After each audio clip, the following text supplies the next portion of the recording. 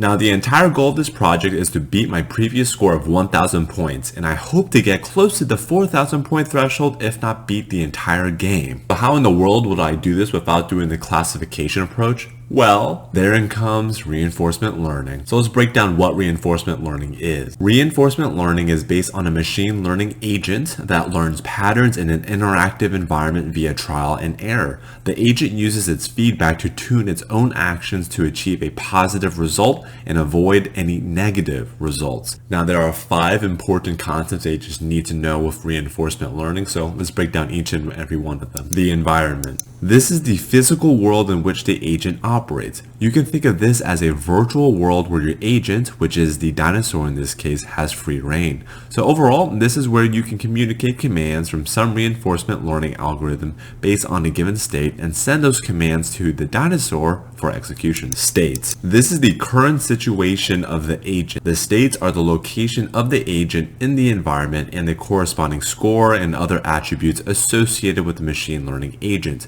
You can think of this as the snapshot of the screen with additional returned variables. Reward. This is the feedback from the environment. The dinosaur is awarded the longer it persists in the environment. This is the system that will be used to determine a model's decision. Policy. This is the method to map agents' state to actions. So given a specific obstacle, how does the dinosaur act? The policy of the game dictates the actions needed to help the dinosaur win or lose the game.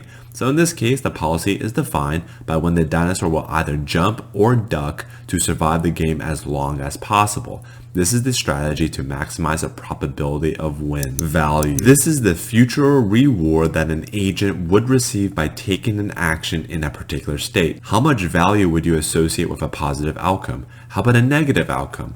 Overall, reinforcement learning algorithms are based on estimating value functions of states. Now let's walk through the gym environment that will be used as a foundation for all future reinforcement learning algorithms with the Chrome Dinosaur game. Alright, so now that we are creating our AI gym within the reinforcement learning architecture, you definitely need to have an environment that looks somewhat like this. You're going to need a setups file and then 2 initialization files, with one of your other files pretty much the main classes that are utilized with a given framework, or like a virtual world, in this case your instance.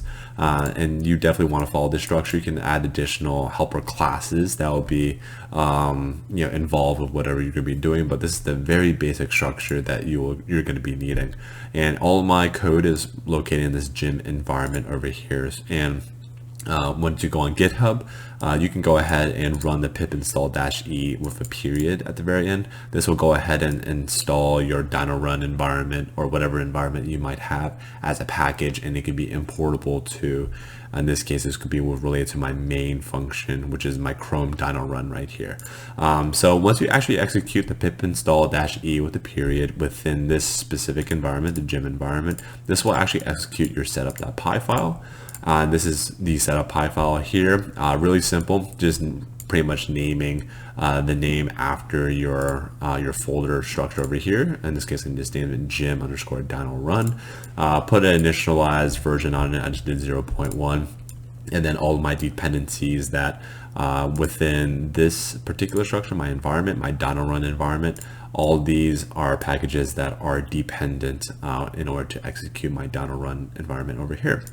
And then before we even get to the environments folder, we're going to have a initialized folder over here.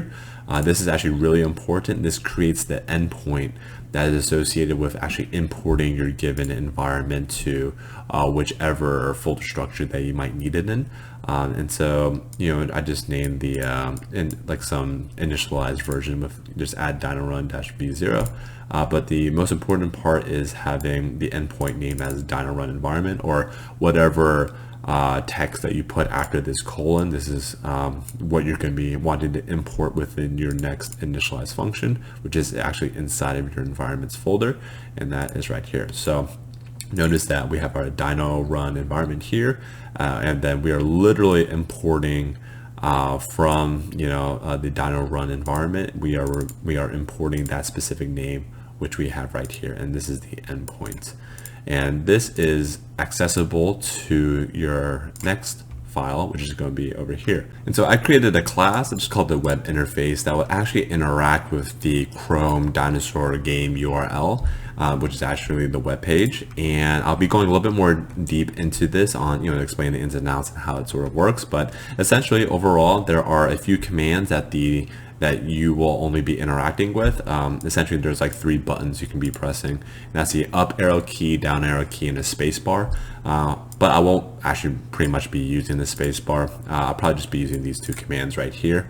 And I'm just essentially using the elements on the web page to send these keys to the actual element in order for the element to jump up or duck down.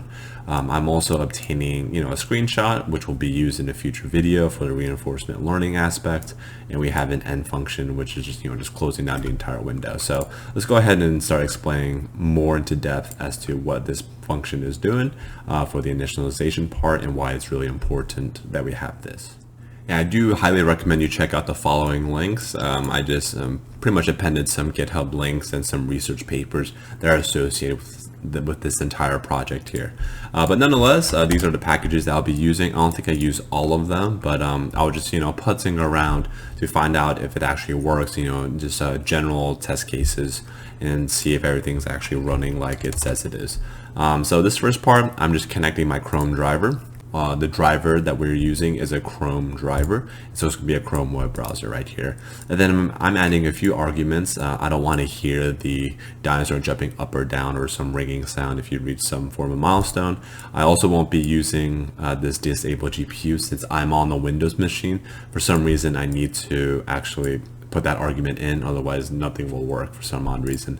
And then of course I just added some some additional options here and there. And then after that I went ahead and initialized the service object.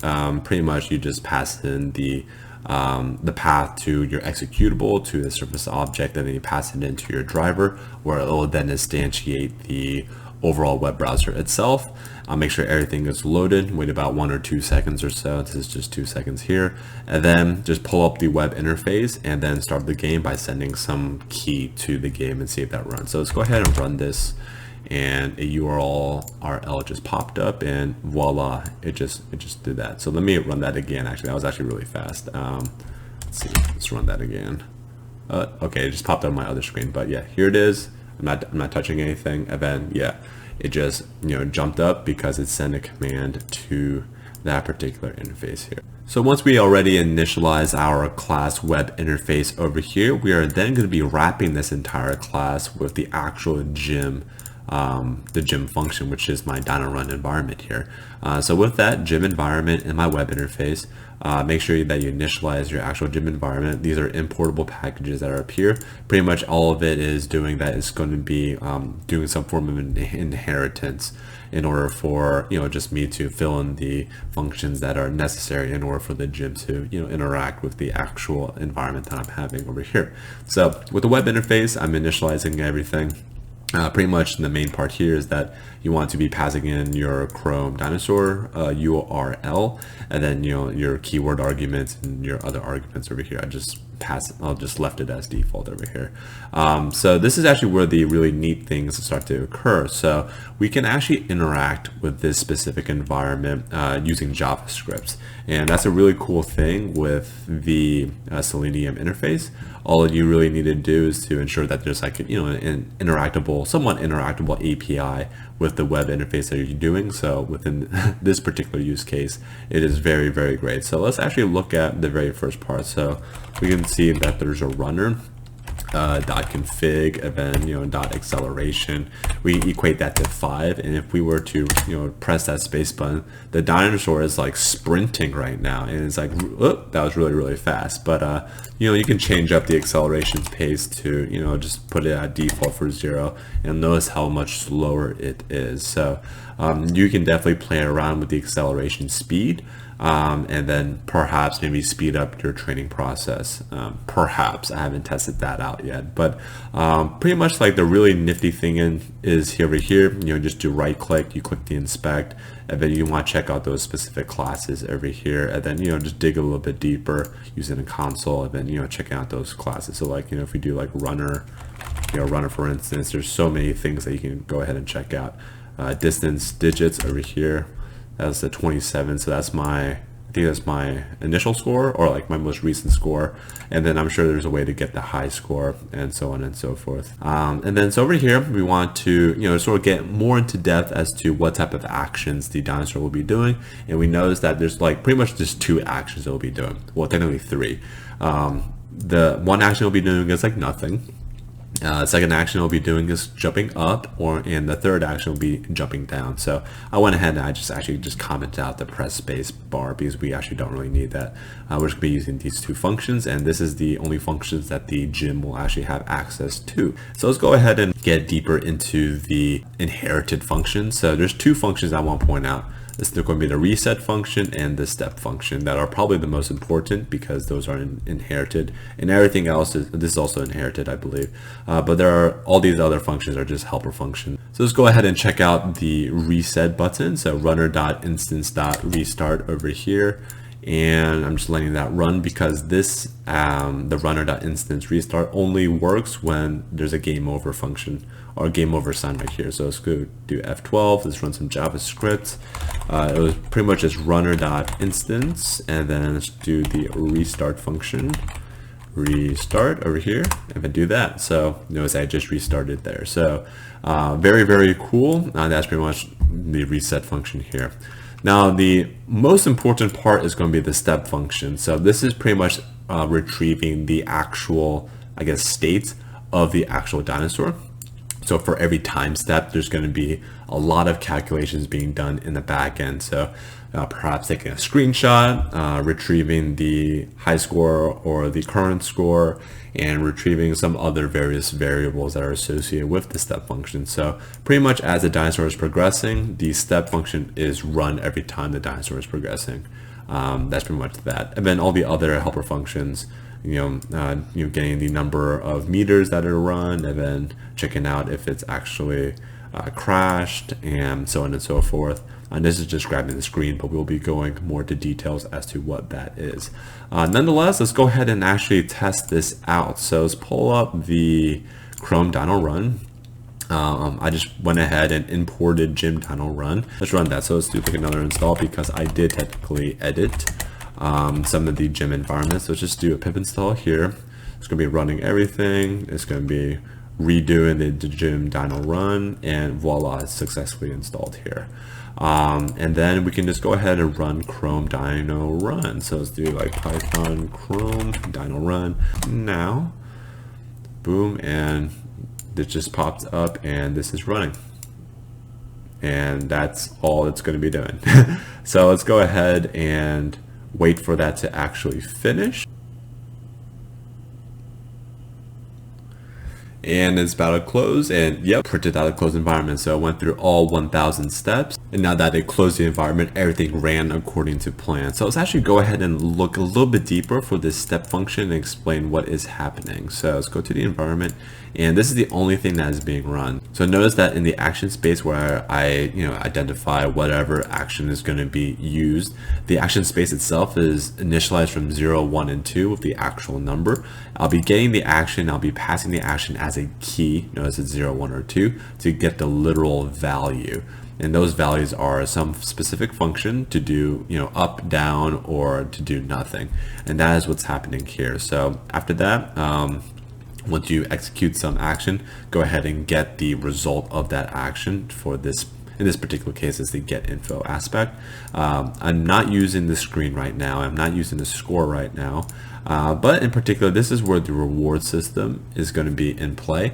And this is going to be a little bit more complicated in the future video. However, pretty much in a nutshell, if it crashes, that's not a good sign. You want to negatively await that specific action. And if there's no crash, then go ahead and positively weight that specific action. And then it just keeps on doing that until hopefully there's no more negative aspects to your actual creation or to your actual execution. If you made it to the end of this video, thank you so much for watching, and I hope to see you in my next video.